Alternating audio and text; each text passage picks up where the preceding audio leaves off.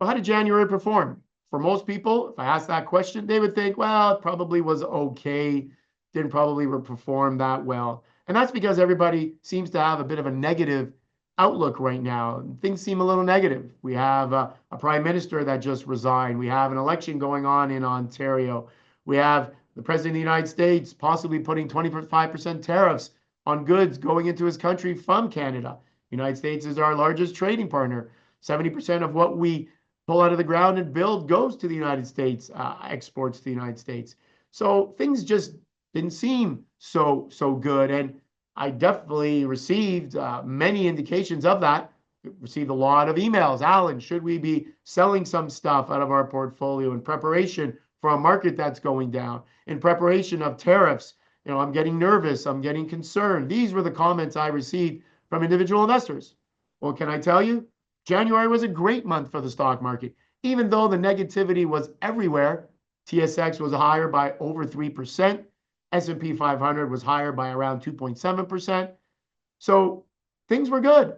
The Nasdaq, technology, very sensitive to a lot of the things that is going on. Even technology or the Nasdaq was higher by 1-2%. So the main message I want to give to all of you listening today or watching today is sometimes things seem a lot worse than they actually are. The market is able to climb that wall of worry on a regular basis.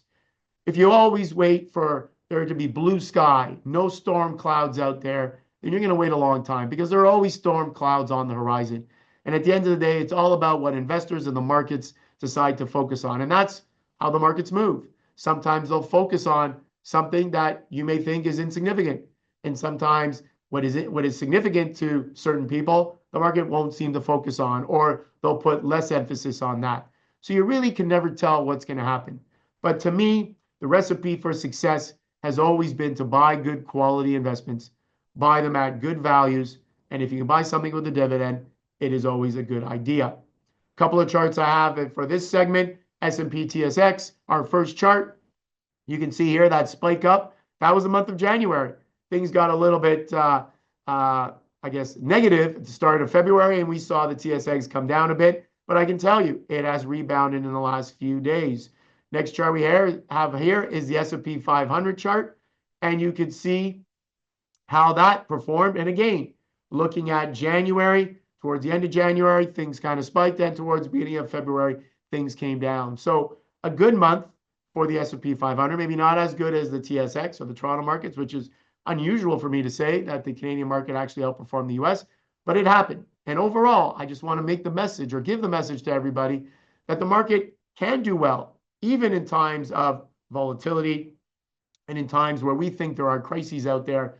The market is able to climb that wall of worry. And so you don't want to panic sell. You don't want to make any moves with your portfolio and panic. You want to stay the course, continue to buy good investments through good and volatile or bad times. And that is the best way, in my opinion, to move ahead and grow your portfolio over time.